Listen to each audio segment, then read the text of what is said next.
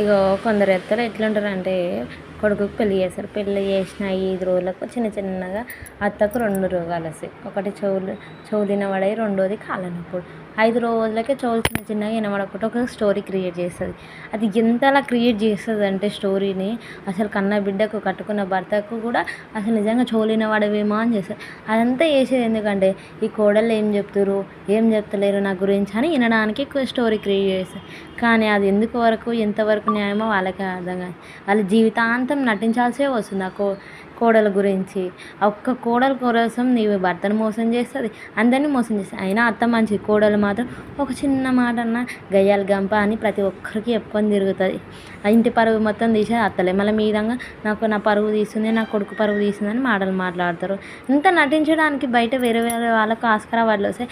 అదే అత్తలకు ఇచ్చిరనుకో ప్రతి ఒక్క అత్త ఆల్మోస్ట్ చాలామంది ఇలానే ఉంటారు. ఏదో కొందరు మంచోళ్ళు ఉంటారు, దేవుడు ఇచ్చిన అత్తలు మంచోళ్ళు ఉంటారు.